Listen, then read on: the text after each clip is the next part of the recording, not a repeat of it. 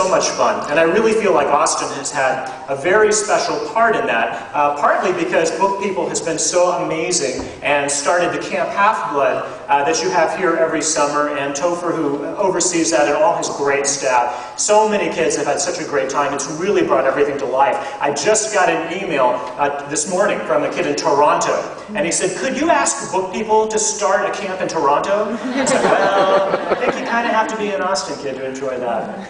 It's been so much fun. And as you may have heard, The Lightning Thief, they're making the movie of it right now. It'll be out in February.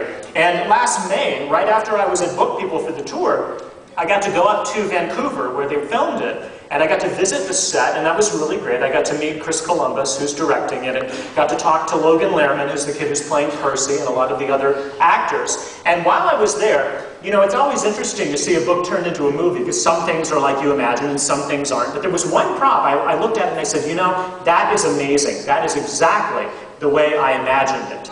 And then a few months later, after they finished filming, I got a box in the mail. It was addressed from Hollywood. This is the box. And I haven't shown this to anybody yet, but I thought you might like seeing this. I pulled it out.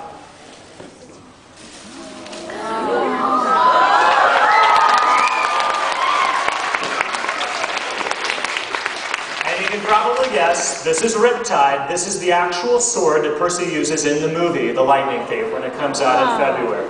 And it says Anaklusmos on the side here, and it is exactly like I imagined Percy's would be. It does not turn into a pin, however, so I have to talk to them about that. So I really appreciate that you guys have supported the Percy Jackson series, and every time I come to Austin, kids ask great questions. One of the big questions they always ask is, are you ever going to write about another kind of mythology? Because there's so many different kinds of mythology. And I thought about that over the years, and finally it occurred to me that when I was a teacher, there was only one kind of mythology that was even more popular in my classroom than Greek and Roman mythology. Anybody want to guess what it was? Egypt. That's right. And so I started formulating this idea about the modern day world and how Egyptian mythology could come in. And I'm really excited today because I have something special to show you. We're going to bring it up on the screen here in a second. I'm going to give you guys the first sneak peek at the Egyptian series. It's going to come out, the first book, May 4th, this spring, 2010. The name of the series, we'll go to the next slide, The Kane Chronicles. It's about brother and sister, Carter and Sadie Kane, who find out their family is a lot older than they thought, and they have a connection with the Greek gods they were not aware of. There's a terrible accident, and the Egyptian gods are unleashed on the modern world. Only Carter and Sadie can figure out how to put them back. The title of the first book I can also reveal to you today for the very first time anywhere. Book 1, The Red Pyramid, comes out May 4th. And I thought today, if you don't mind, I would read you just the very, very first part of The Red Pyramid.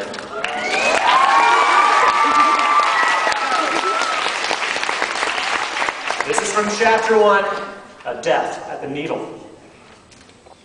We only have a few hours, so listen carefully. If you're hearing this story, you're already in danger. Sadie and I might be your only chance. Go to the school, find the locker.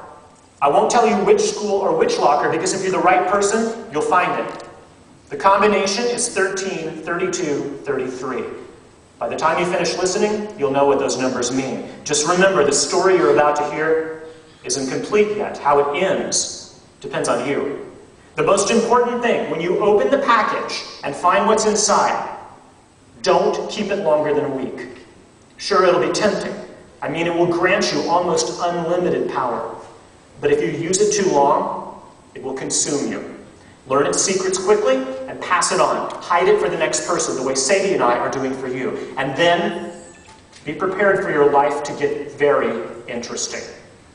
Okay, Sadie's telling you to stop stalling and get on with the story. Fine. I guess it started in London, the night our dad blew up the British Museum.